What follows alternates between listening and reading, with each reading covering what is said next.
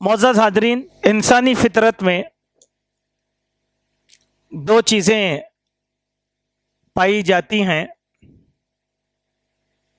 ایک ہے اختلاف کرنا اور دوسرا ہے مخالفت کرنا. تھوڑا سا ہم اس بات کو گہرائی سے سمجھنے کی کوشش کریں گے. اختلاف کس کو کہتے ہیں اور مخالفت کس کو کہتے ہیں، اس کا فرق ہم میں کے بہت سے لوگوں کو معلوم نہیں ہوتا. وہ اختلاف کو بھی مخالفت سمجھتے ہیں اور مخالفت کرنا اپنا حق سمجھتے ہیں. اختلاف رائے کا ہوتا ہے، فکر کا ہوتا ہے، علم کا ہوتا ہے، اور شریعت میں اس کی مکمل طور پر گنجائش باقی ہے. ہم ایک دوسرے کی رائے سے اختلاف کر سکتے ہیں. جیسے حدیث شریف میں ایک واقعہ بیان کیا گیا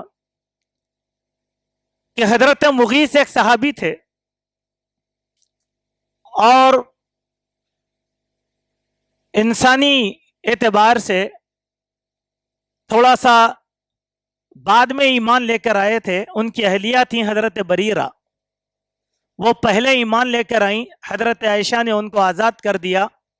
وہ حضرت عائشہ کی خدمت میں رہیں. لیکن مغیث تھوڑا سا سخت مزاج کے انسان تھے، ابھی غلامی کی زندگی ہی میں تھے، تو حضرت بریرہ سے بڑی محبت کرتے تھے. جب وہ ایمان لے کر آئیں تو وہ بہت زیادہ رویا کرتے تھے. تو ایک مرتبہ اللہ کے نبی نے ان کا رونا دیکھ کر بریرہ کو بلایا اور کہا کہ اے بریرہ، دیکھو مغیث تم کو بہت محبت کرتا ہے، تم اس کو اپنا لو. تو بریرہ نے اللہ کے نبی سے ایک سوال کیا کہ یا رسول اللہ، یہ آپ کا حکم ہے یا آپ کی رائے؟ کہا کہ نہیں، یہ میری رائے ہے، حکم نہیں ہے، چونکہ نبی کا حکم یہ واجب اطاعت ہو جائے گا. کہا کہ رائے؟ کہا کہ نہیں، میں آپ کی رائے کو تسلیم نہیں کرتی. بولے کہ کیوں؟ اس آدمی کا یہ مزاج ہے، بس اب میں آزادی لے چکی ہوں لہذا آزاد. تو معلوم کیا ہوا کہ جو رائے کا اختلاف ہے وہ جائز ہے. جیسے آپ ایک عمارت بنا رہے ہیں تو ایک انجینئر کہہ سکتا ہے کہ اس میں 10 پلر آئیں، ایک انجینئر کہہ سکتا ہے کہ نہیں، میں 6 پلر پر عمارت بنا دوں گا. یہ اختلاف جائز ہے، کوئی حرج کی بات نہیں ہے. لیکن مخالفت ہمارے دین میں ہرگز جائز نہیں ہے، ہرگز جائز نہیں ہے. کیوں؟ مخالفت سے گھر تباہ ہو جاتے ہیں، سماج برباد ہو جاتا ہے، ترقی یافتہ قومیں ذلیل اور رسوا ہو جاتی ہیں. مخالفت اندھی ہوتی ہے اور شیطان اس میں انسانوں کے جذبات کو بہت زیادہ برانگیختہ کر دیتا ہے. اسی لیے آدمی اندھی مخالفت میں کیسے اندھا ہو جاتا ہے، اس کی ایک مثال میں آپ کے سامنے دینا چاہتا ہوں. فرض کر لے میں ایک بہت اچھا آدمی ہوں، لیکن آپ کو مجھ سے اختلاف ہے، تو آپ میرا نام سننا بھی پسند نہیں کریں گے. یہ مخالفت کی دلیل ہے. میں کیا کہنا چاہتا ہوں سنو پہلے. بولا کہ نہیں، کس نے کہا؟ بولا ان کی بات نہیں چاہیے. ارے پہلے سنو اس کی بات، اس کی بات کی کچھ اہمیت ہوگی. اللہ کے پیارے حبیب جناب محمد رسول اللہ صلی اللہ علیہ وسلم نے صحابہ کو اختلاف رائے کی مکمل آزادی دی، لیکن مخالفت کی آزادی اللہ کے نبی صلی اللہ علیہ وسلم نے نہیں دی. مخالفت کو عربی زبان میں مخاصمہ کہتے ہیں. مخاصمہ میں خود تصادم کے معنی پائے جاتے ہیں، لڑائی جھگڑا، جنگ، جدال، یہ سب چیزیں. مثال کے طور پر دیکھیں، ایک مثال کہ ہمارے پاس مخالفت اندھی کیسی ہوتی ہے. اگر کسی جگہ کوئی مسجد بن رہی ہے تو ہم اندھی عقیدت میں، مسلکی عصبیت میں اتنا اندھے ہو جاتے ہیں، ہم کہتے ہیں کہ نہیں، تمہاری مسجد یہاں نہیں بننے دیں گے، مندر بن جائے پرواہ نہیں. یہ کیا ہے؟ مخالفت ہے. اس کو کہتے ہیں مخالفت. ہاں، مشورہ دو، قریب میں ایک مسجد ہے، یہاں پر بھی اگر آپ مسجد بنائیں گے تو اچھا نہیں ہے، ایک اور محلے میں مسجد بنائیے، چاہے ہم مانے یا نہ مانے، رائے ہے یہ، اس کے ساتھ اختلاف کی کوئی بات نہیں. تو ہم جو ہے मुखालिफत में अंधे हो जाते हैं। मेरी बात का आगाज में मुझे एक वाकया याद आया जो हमारे अखबारात में शाये हुआ था, उसी से कुछ बातें मैं आपके सामने रखता हूं। एक मर्तबा की बात है, यूपी के एक इलाके में मुसलमानों के दो फिरकों में झगड़ा हो गया। एक हमारे अहले सुन्ना वल जमात के भाई थे और दूसरे तबलीगी भाई थे। झगड़ा हो गया और बादाफ्ता तौर पर एक मस्जिद में दाखिल होकर तबलीगी भाइयों को जो है तशद्दुद का निशाना बनाया गया, पुलिस केस हो गया। देखिए मुखालिफत कैसी होती है, सिर्फ यही बात बतलाना चाहता हूं, वरना वाकया बयान करना कोई मकसद नहीं है। कहा डीएसपी साहब ने सबसे पहले जो है अहले सुन्ना वल जमात के जो लोग थे उलमा, उनको बुलाकर बोले कि झगड़ा क्यों हुआ, झगड़े की बुनियाद क्या है।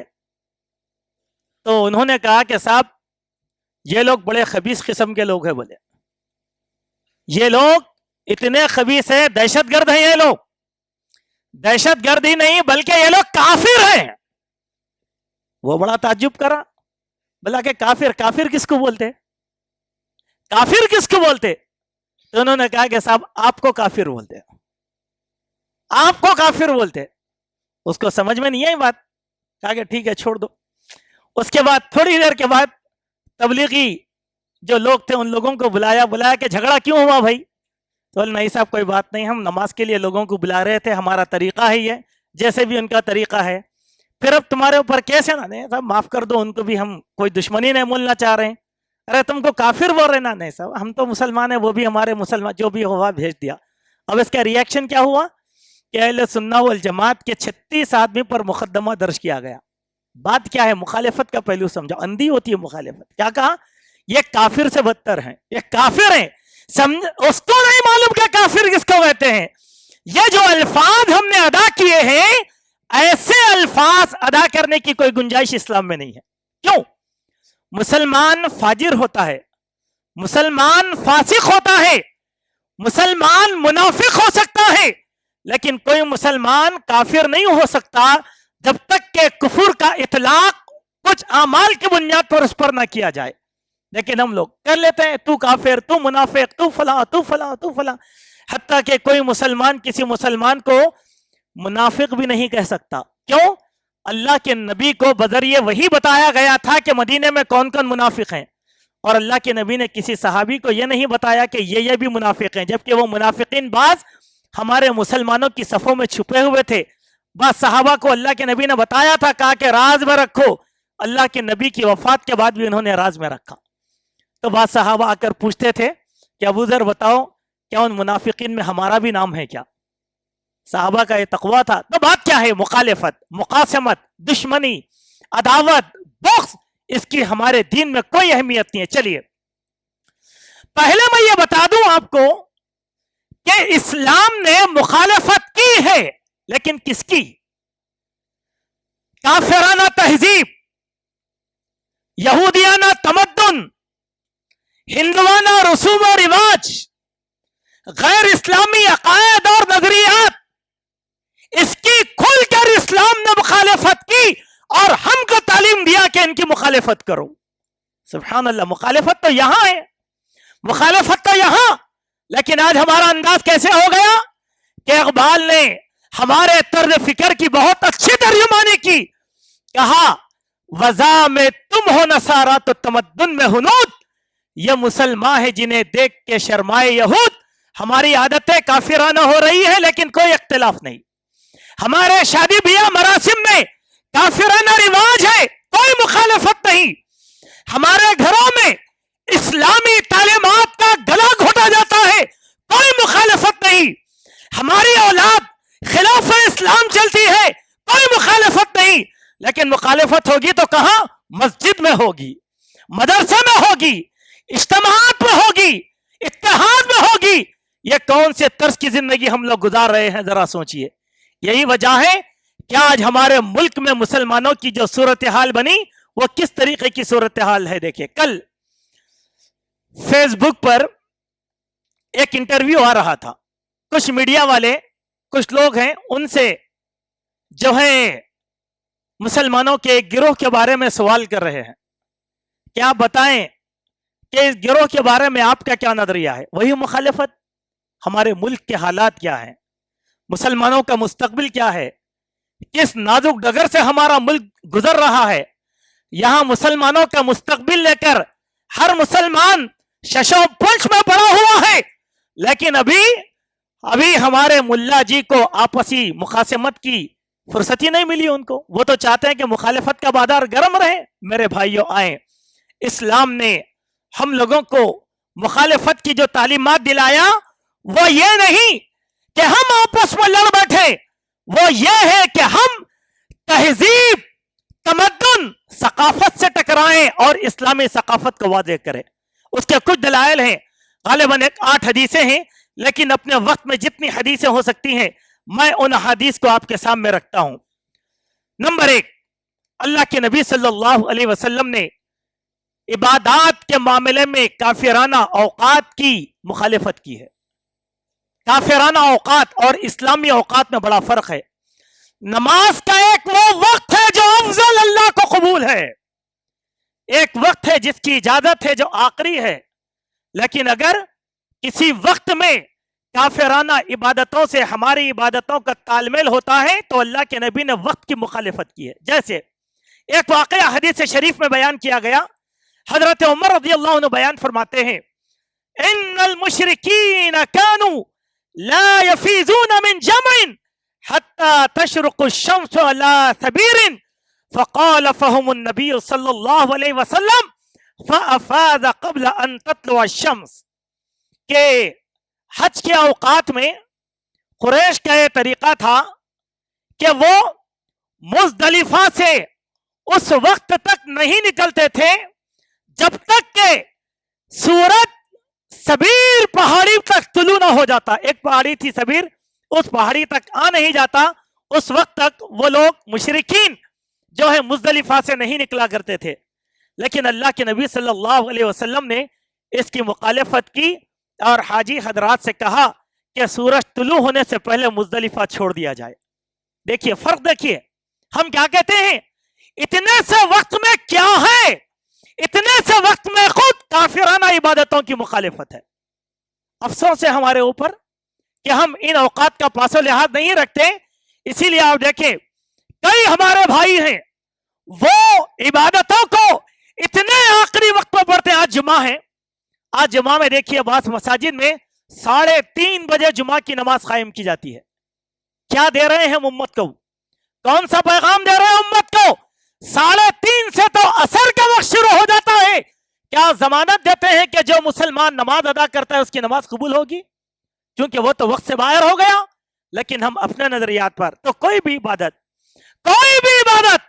अगर काफिराना इबादतों के करीब आती है तो हम ऐसी इबादत नहीं करेंगे, हम इस्लाम की इबादत करेंगे जो हमारे वक्त में। इसीलिए अल्लाह के नबी से पूछा गया तो आपने फरमाया नमाज वो सबसे बेहतर है जो अव्वल वक्त में अदा की जाती है, अफजल नमाज।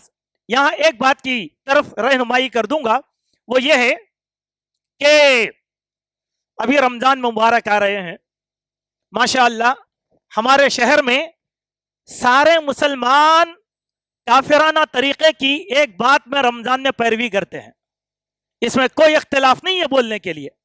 कैसे? फर्ज कर लें हमारे शहर में हजारों मसाजिद मौजूद हैं, आप बताएं क्या किसी मस्जिद से सहर की अज़ान को आपने सुना है?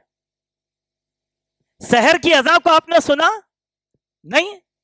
इफ्तार के वक्त में हम सैरन पर भरोसा करते हैं, इफ्तार के वक्त में हम सैरन बजाकर समझते हैं कि यहां से हमारा वक्त शुरू हो गया है और अब इफ्तार का वक्त हो गया। लेकिन अगर वही किसी मस्जिद से वक्त पर अज़ान दी जाएगी तो फसाद होगा क्या नहीं होगा? फसाद होता है। आप देखिए अल्लाह के प्यारे नबी सल्लल्लाहु अलैहि वसल्लम ने यहां पर क्या किया, हमको तालीम दी कि देखो जब बिलाल अज़ान दे तो तुम सहरी करो और इब्ने उम्मे मक्तूम अज़ान दे तो तुम नमाज के लिए आ जाओ। अहमियत किस चीज की है, अज़ान की है कि सहरन की? आगे आएगी एक हदीस, उसमें एक बात बताई गई, जब अज़ान का रिवाज नहीं था اور اللہ کے نبی علیہ الصلوۃ والسلام سارے مسلمانوں کو ایک وقت پر جمع کرنے کے لیے تدبیر کر رہے تھے, مشورہ کیا تو کیا کہا؟ ایک نے کہا یا رسول اللہ ایسے کریں گے کہ ایک آدمی کو 5 وقتہ نمازوں میں گلیوں میں گھما دیں گے کہ وہ اعلان کرے گا نماز کے وقت کا اور مسلمان نماز کے لیے آ جائیں گے. اللہ کے نبی نے کہا کہ نہیں, یہ مشکل کام ہے, یہ نہیں, یہ اچھی تدبیر نہیں ہے. پھر ایک صحابی کھڑے ہوئے کہا یا رسول اللہ ایک کام کریں گے, بڑی آگ لگا دیں گے, جب مدینے کے کونوں سے نظر آئے اس آگ کو دیکھ کر مسلمان سمجھ جائیں گے کہ نماز کا وقت ہو گیا ہے, نماز کو آ جائیں گے. اللہ کے نبی نے کہا کہ نہیں, یہ بھی بات اچھی نہیں ہے. کیوں؟ یہ مجوسیوں کا طریقہ ہے. کہیں لوگوں کو یہ گمان نہ ہو جائے کہ مسلمان بھی آگ کی پوجا کر رہے ہیں. کہا کہ نہیں, آگ نہیں چاہیے, آگ نہیں چاہیے. ایک صحابی بولے یا رسول اللہ صلی اللہ علیہ وسلم ایک کام کریں گے, ناقوس بجائیں گے. اور ناقوس کیا ہے؟ یہودی اپنی عبادت کے لیے لوگوں کو جمع کرنے کا ایک طریقہ بنا لیے تھے, اس کو کہتے ہیں ناقوس. کہا کہ ناقوس بجائیں گے. اللہ کے نبی نے کہا کہ نہیں, یہ بھی یہودیوں کا طریقہ ہے. دیکھیے آپ, کافرانہ ہر طریقے کی اللہ کے نبی نے مخالفت کی اسلامی عبادت کے لیے. پھر بلال سے کہا بلال کھڑا ہو جاؤ اور اذان دو, اور اللہ کے نبی صلی اللہ علیہ وسلم کو نے بلال کو اذان کے کلمات سکھائے اور بلال نے اللہ اکبر کی صدا کو بلند کیا. آپ بتائیں, سنت تو اذان ہیں, لیکن ہم نے موافقت کس سے کی؟ وہی بانسری سے, وہی سورنگی سے, وہی ناقوس سے, وہی سیرن سے. جس مسجد کے مینارے سے اللہ اکبر کی صدا بلند ہوتی ہے, کیا اس پر کسی عبادت کی تشبیہ محسوس کی جا سکتی ہے؟ نہیں. آپ کر کے دیکھیے, اس رمضان کو کیسا مسلمان اٹھ کر باہر آ جائیں گے اور اختلاف کریں. بولے کیا کر دیا؟ بولے سحر میں اذان دے دیا, سحر میں اذان دے دیا. ہمارے محلے کی مسجد میں ہم نے افطار میں اذان دے دیا تو پورے مسجدوں سے اعلان ہو گیا کہ لوگوں کل روزہ رکھو, تمہارا روزہ باطل ہو گیا. اللہ کے بندو, یہ تو اندھی مخالفت آج ہمارے پاس ہے, یہ تو اندھی مخالفت.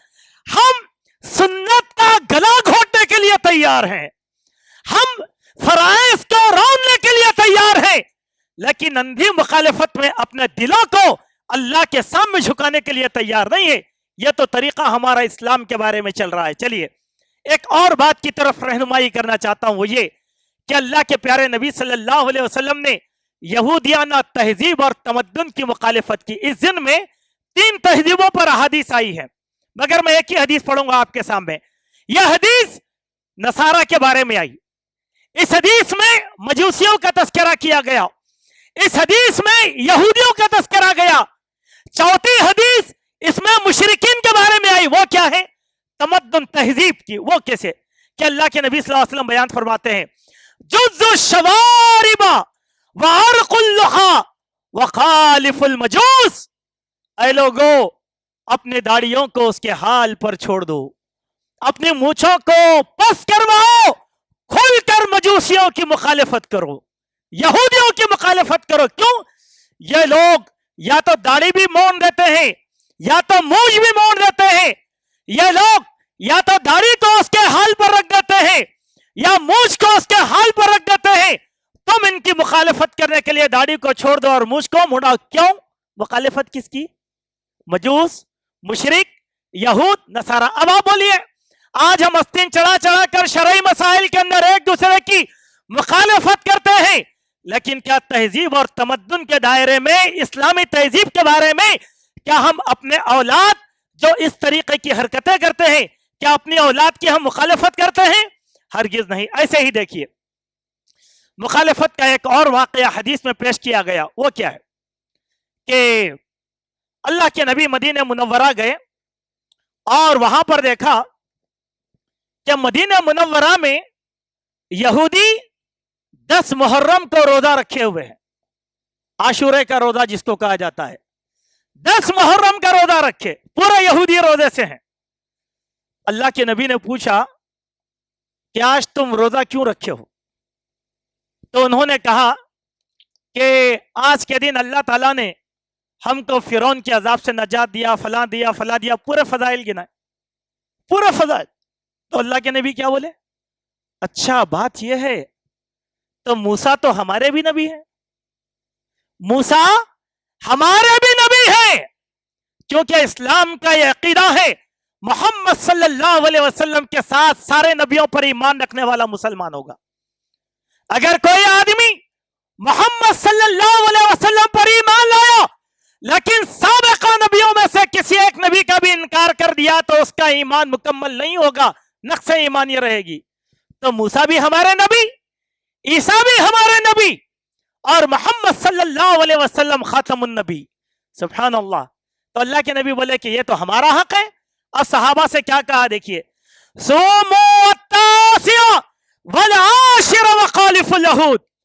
आए मुसलमानों, तुम लोग आइंदा से 2 रोजे रखा करो, 9 मुहर्रम को भी, 9 तारीख को भी रोजा रखो और 10 तारीख को भी रोजा रखो। वो जो 9 का रोजा है ना, ये रोजे के जरिए से यहूदियों की मुखालिफत करो। बोले सुभान अल्लाह। मुखालिफत इबादत के मामले में देखिए, इबादत के मामले में उन लोगों की मुखालिफत की गई है। लेकिन अल्लाह के बंदो, आज हम लोग किस जगह पर चले गए? अपने भाइयों को समझाओ, जो रोजे सुन्नत हैं वो सुन्नत, जो रोजे नफिल है वो नफिल। लेकिन जिन रोजों का तस्करा नहीं है उन रोजों को सुन्नत समझकर रखना, उम्मत तो उसी तबाही में जा रही है। अब उम्मत ने नए रोजे रख लिया, लोगों को आशुरा की तरगीब नहीं दिलाई। आप देखिए, हमारे मुसलमान भाई हैं हमारे पुराने शहर में, आप 10 मुहर्रम को देखें, मुसलमान खिचड़ी खट्टा पकाएंगे, लोगों को बांटेंगे, शरबत बांटेंगे, जबरदस्ती पिलाएंगे। अल्लाह के बंदो, तुम्हारे नबी ने तो इस दिन रोजा रखा है, उस दिन रोजा रखा है। हम किसकी मुखालिफत कर रहे हैं? खुद मुसलमान की, खुद मुसलमान की। अल्लाह का फजल है, उलमाए रब्बानी ने लोगों का शऊर बेदार किया तो चंद सालों से हमारे महल्लों में, गलियों में कुछ लोग रोजा रखने वाले पैदा हो गए, कुछ लोग।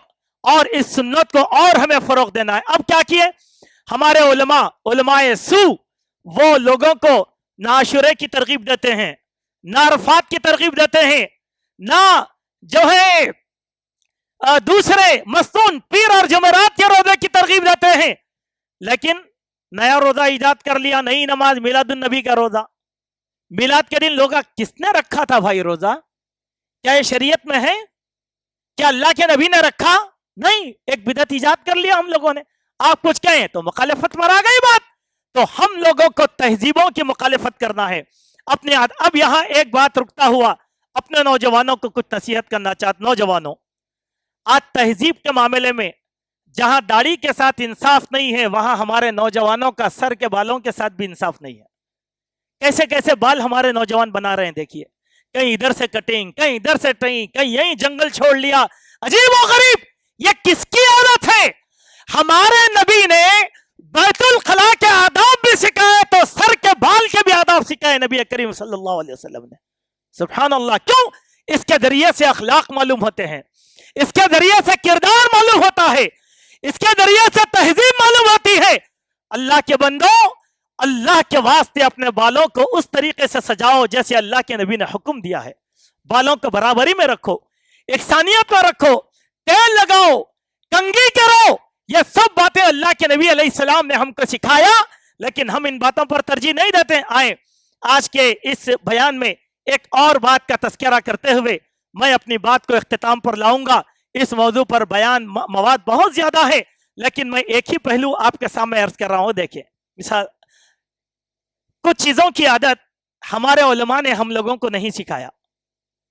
अब आप बोलिए, आमीन रफुल यदैन पर जितनी बहसें होती हैं उतनी बहसें शायद किसी और मौजू पर नहीं होती हमारे पास, और मसले की तफरीक में इतनी बहसें होती हैं, लेकिन कुछ सीखने के लिए बहस नहीं होती। एक आदत में हम सब गलत हैं, हम सब मुसलमानों में गलती है। कैसे? जनाजे के मामले में। वो कैसे?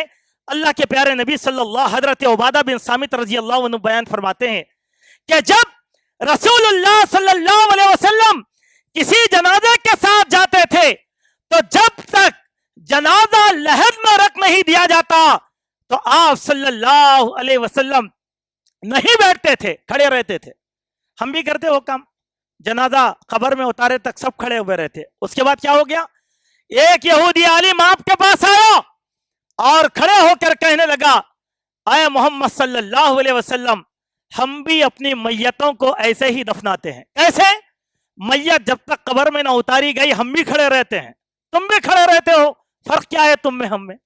دیکھیے اب اللہ کے نبی نے کیا کہا, صحابہ کرام کو اب حکم دیا اس یہودی عالم کے کہنے پر, فرمایا کہ سنو کہ صحابی فجلس رسول اللہ صلی اللہ علیہ وسلم وقال خالفهم, یہودی عالم کے اس کہنے کے بعد اللہ کے نبی نے صحابہ سے کہا جب تک میت کو قبر میں اتار نہ دیا جائے اس وقت تک تم زمین پر بیٹھ جاؤ اور یہودیوں کی مخالفت کرو اس عمل کے ذریعے سے. عمل چھوٹا ہے, ہم سب کیا کرتے, کھڑے رہتے, نہیں بیٹھنا چاہیے. چند افراد جنازے کا کام انجام دیں گے, قبر میں اتریں گے, میت کو برابر کر دیں گے. اور بھی حدیث ہے ضمن میں, وہ یہ کہ جتنی دیر میں جنازہ جو ہے قبر میں اتار کر مکمل تیاری نہیں کی جاتی مٹی ڈالنے تک, اس وقت تک اللہ کے نبی لوگوں کو نصیحت کرتے تھے, عذاب قبر سے ڈراتے تھے, اللہ کے خوف سے ڈراتے تھے, جہنم سے وہاں پر قبرستان میں بھی بیان کرتے تھے. کیا یہ عمل ہوتا آج ہمارے پاس؟ نہیں, کئی مسلمانوں کو نہیں معلوم. کئی مسلمان اب ہم کیا کرتے ہیں, جب تک جنازے کا عمل نہیں ہوا کھڑے رہتے, ادھر سے شور ادھر سے شور, ادھر سے پکارا ادھر سے پکارا, نہیں ایسے مت کرو ایسے مت کرو, یہ تو ہوتا ہے ہمارے پاس. دیکھیے یہاں بات کی نزاکت کو سمجھے, اللہ کے نبی نے مخالفت کس کی؟ یہودیوں کی. پہلے کیا عمل تھا؟ کھڑے رہتے ہیں. یہودی عالم نے طنز کیا تو آپ کیا بولے, بیٹھ جاؤ. کیوں؟ یہودی نہیں بیٹھتے لہذا تم بیٹھ جاؤ, یہودی نہیں بیٹھتے لہذا تم بیٹھ جاؤ. میرے مومن بھائیوں, اس دن میں اور بھی باتیں ہیں, لیکن جو نصیحت ہم آپ کو کرنا چاہتے ہیں وہ یہ ہے, اختلاف کرو, کوئی حرج نہیں ہے, اختلاف کرنے سے علم بڑھے گا, علم بڑھے گا, لیکن کسی کی مخالفت مت کرو, کسی کی مخالفت مت کرو. کیوں؟ مخالفت کرنے سے ہماری قوم کمزور ہو جاتی ہے, ہماری جماعتیں کمزور ہو جاتی ہیں, مساجد و مدارس کا اتحاد ٹوٹ جاتا ہے, گھر پارا پارا ہو جاتے ہیں. بڑا دل رکھو, درگزر کا مادہ کرو. اس چیز میں صحابہ کا طریقہ کیا تھا میں آپ کو بتلاتا ہوں کہ جب بھی کوئی صحابی کسی صحابی کے بارے میں اگر برا سن لیتا تو وہ ان کا دفاع کرے ہوئے کھڑا ہو جاتا تھا. ایک جگہ اللہ کے نبی نے ایک بات یہ کہا کہ کیا بات ہے آپ کی جماعت میں مالک بن دقیشہ نظر نہیں آ رہے ہیں, بتلائیے کیوں نہیں آیا؟ جو میں آیا ہوں اور وہ غائب. تو ایک صحابی بولے یا رسول اللہ اب ان سے ہمارا کیا واسطہ, آج کل تو یہودیوں کے ساتھ اٹھتے بیٹھتے ہیں, یہودیوں سے محبت ہو گئی اسی لیے ہمارے پاس نہیں آئے. بولے ہاں یہ چیز انسانی فطرت تھی. دوسرے صحابی بولے یا رسول اللہ یہ غلط بول رہے ہیں, کہیں گئے ہوں گے اسی لیے نہیں آئے, آپ آئے اور وہ غائب رہے, یہ ایسا نہیں ہو سکتا. سبحان اللہ, یہ کیا ہے؟ صحابہ کا اتحاد ہے, یہ صحابہ کا اتحاد. آج ہمارے ایسے نوجوان بچے جو علماء کے علم کبھی نہیں جانتے, نام سنتے ہی اختلاف کرتے ہیں. ارے وہ عالم, ارے ان کو کیا آتا, یہ عالم ان کو کیا آتا, ارے وہ عالم. اب بچا کون میرے بھائی, بچا کون؟ اسی لیے آج ہمارا سماج اختلافات کے باعث کمزوری کے دہانے پر پہنچ چکا ہے. اس سے ہم کو نکالنا ضروری ہوگا. کیوں؟ ہم ایک دائی قوم ہے, دائی امت ہے, سماج کی تبدیلی ہمارا بنیادی مقصد ہے. اگر ہم آپس میں لڑتے پڑتے رہ جائیں گے, ہماری مثال تو شاعر کے اس قول کی طرح ہو جائے گی, ہم ہی سو گئے داستاں کہتے کہتے. ہم صرف داستاں بیان کر رہے ہیں, کر کچھ نہیں رہے ہیں.